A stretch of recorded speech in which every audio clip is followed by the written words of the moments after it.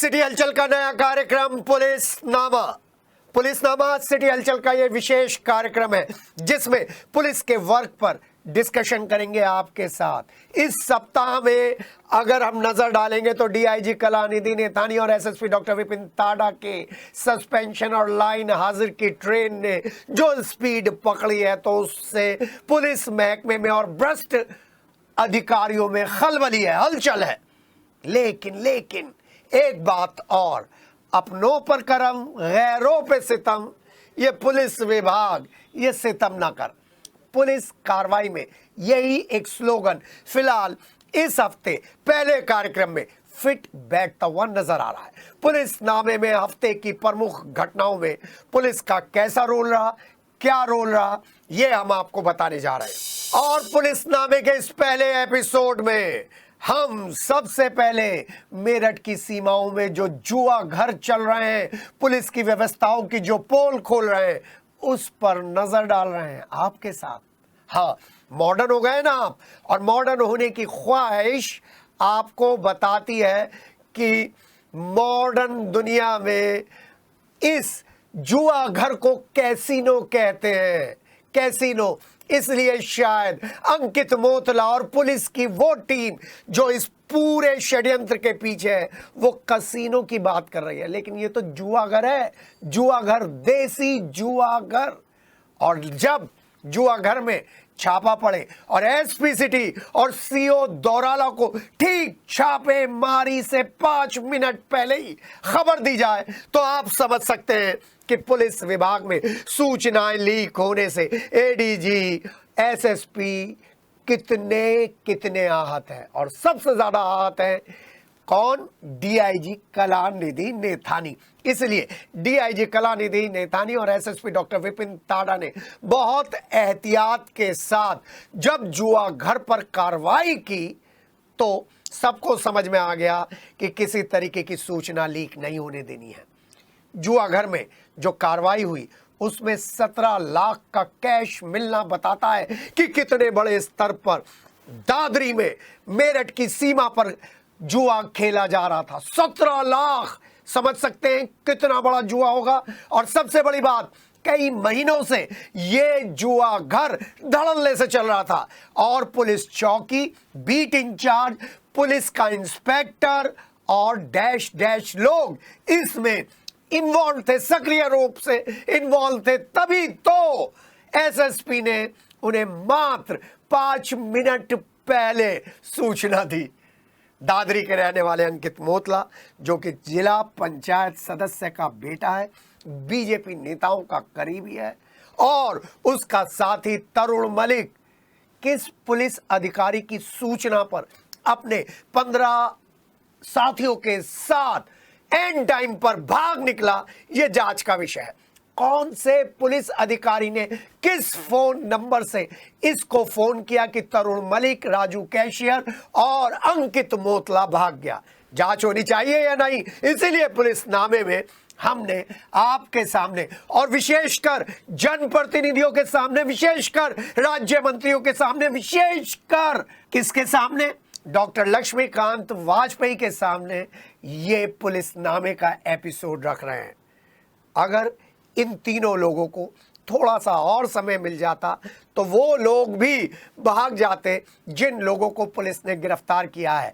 जी हाँ, थोड़ा सा समय नहीं मिला तो वो लोग भाग नहीं पाए। आरोपियों की गिरफ्तारी के लिए दौराला पुलिस क्राइम ब्रांच का ठंडा रवैया हैरत में डाल रहा है। जी हाँ, दौराला पुलिस और क्राइम ब्रांच के बीच में रस्साकशी चल रही है, क्योंकि दबिशों के दौर की खबरें अगले दिन भी नहीं छप रही हैं।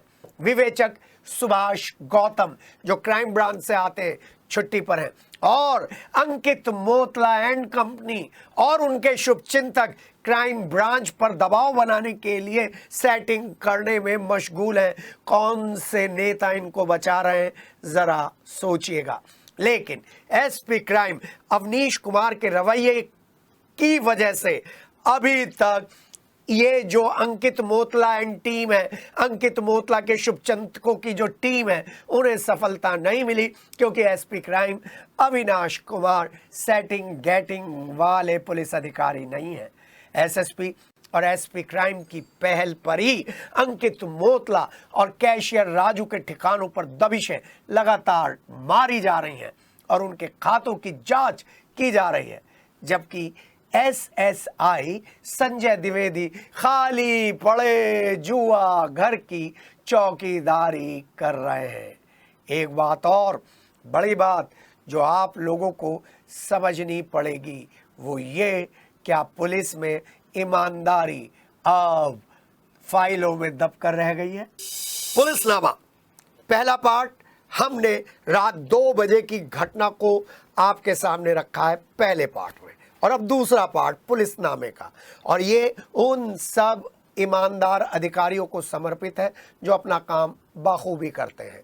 उन सब ईमानदार अधिकारियों को पिछले हफ्ते हिम्मत मिली है जिन्होंने मुख्यमंत्री योगी आदित्यनाथ के आदेश पर हिंदुस्तान का, भारत का, इंडिया का कुख्यात वाहन कटर कमेला सोतीगंज को बंद कराने में जी जान लगा दिए थे। और प्रधानमंत्री और मुख्यमंत्री योगी आदित्यनाथ ने अपने संबोधन में मेरठ के इस वाहन कमेले का जिक्र करते हुए अपने गुड वर्क में शामिल किया था।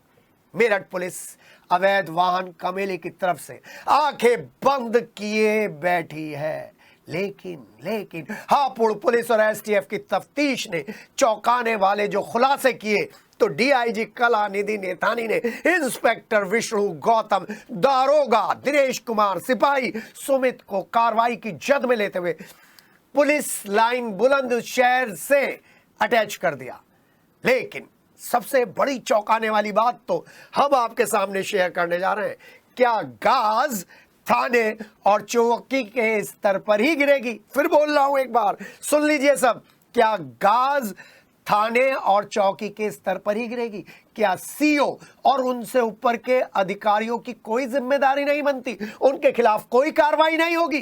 क्या सीओ आशुतोष कुमार को सिर्फ चेतावनी देकर छोड़ दिया जाएगा? यह बड़ा सवाल आज मेरठ की जनता पूछ रही है। सीओ के ऊपर के अधिकारियों से कोई जवाब नहीं मांगा जाएगा, उसका कोई स्पष्टीकरण नहीं दिया जाएगा।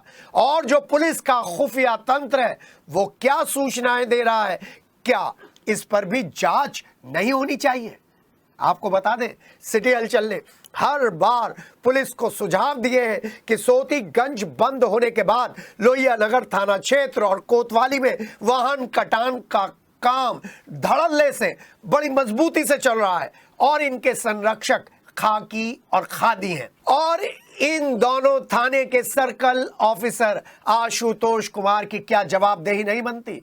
उनको क्यों बचाया जा रहा है और उनको बचाने की एक कवायद क्यों है?